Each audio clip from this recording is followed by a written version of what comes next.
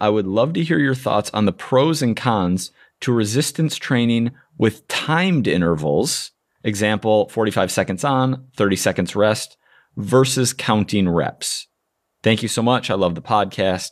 Thank you for the question, Lydia. And then I actually had an answer formulated with this, but then she followed up and said, when I train with a timer, I can really concentrate on the movement pattern I'm making. However, I find counting reps mentally exhausting sometimes. Do you want to start? You can start. I'll let you run with this. I mean, I think they're great. So I'll start with from a coaching perspective as opposed to an individual perspective. From a coaching perspective, I really like timed sets in like a group coaching program where if I'm having like 3 to 12 people, or even if I'm working with a team, I could be like 3+ people. It could be any number of people, but 3+. And you're doing like a sort of a circuit fashion style workout. It's really nice. There's like, I don't know, could be 4 to 12 different stations that you have, and each station is a different exercise, and you have like the main exercise, then you also have a regression of that exercise that they can do. And it's like, all right, you're going to do 45 seconds on, 15 seconds off, and during that 15 seconds off, we're going to switch to the next station. I love that style for a team style workout, for team coaching, small group coaching, whatever, a class. Wonderful. I think it's great on an individual level. I think it's a great way to work out. I think that the main thing you have to think about is what exercise are you doing it with? You have to make it. So for example, if I'm going to do, I'm still going to want to try and make it, I'm going to want to try and make it relevant to the goal of what I'm trying to achieve. And so if I'm doing a set of 10, or let's say I want to do I want to get really strong with dumbbell bench press, for example, just as an example. I'm not going to make it a set of 45 seconds or a minute. I'm probably going to try and make it a set of like 15 to 25 seconds, right? Because I want to make it a shorter amount of working time means it's going to have to be heavier. Mm-hmm. A longer amount of working time means it's going to have to be lighter.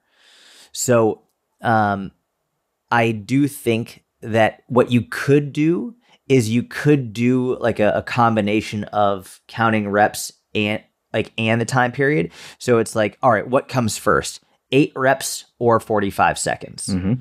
right? So that way you can get a general idea. The thing is, the time period is tough because it's very hard to load it heavy with a time period.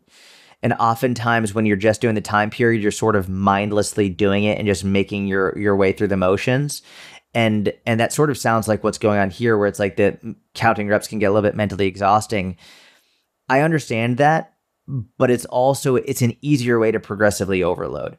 So I think when you have the exact number of reps or even a rep range, like 6 to 8, as opposed to just trying to get 6 or just trying to get 8 reps, whatever it is, having a rep range can be really, really helpful. If I was going to do it on an individual level, like just for me or just for one client, I would probably save the timed workout for more of a conditioning style workout, mm-hmm. or some type of a mobility style workout. You're going to hold this for 60 seconds. Mm-hmm. You're going to hold this for 90 seconds. Or if you're going to do a conditioning style workout, you're going to do this for 60 seconds, and you're going to take 30 seconds rest, then we're going to get back on for 60 seconds. But from a maximal strength perspective, I'm not going to say it's impossible, but I think it's much, much harder to do it productively. Yeah, I completely agree. And those are the times late in the workout, whether it's static stretching or a mobility drill or some type of conditioning. That is the time where I'm going to be using timed sets if I'm using them.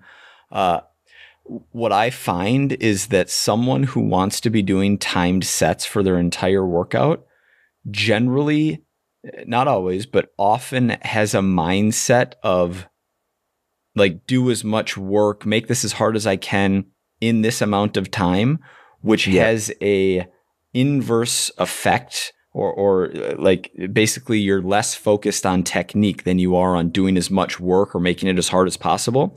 So, okay, dumbbell bench press for 45 seconds. Those reps and the mentality that goes with a time set are generally sloppier than doing 8 reps of dumbbell bench press here in this set. Yeah. Yeah. What I'll say for Lydia is one thing to try if you're getting mentally exhausted with counting reps, you might just be doing a lot of high rep training. And I would encourage you to, spend a couple of months with the majority of your workout in the 6 to 12 rep range. That could be something beneficial because if everything's 15 or 20, yeah, it makes sense that you're a little mentally exhausted counting reps. But usually counting reps is going to lead to more emphasis on technique than timed sets. I'm also going to look at the specific example that she laid out, which is 45 seconds on followed by 30 seconds rest. That isn't a work to rest ratio that, outside of conditioning late in the workout, the bulk of your strength training, you're not going to want to be on like a 1.5 to 1 working to rest ratio. It's just not enough rest time. It's not optimal rest time for muscle growth, and it's far from optimal rest time for getting stronger.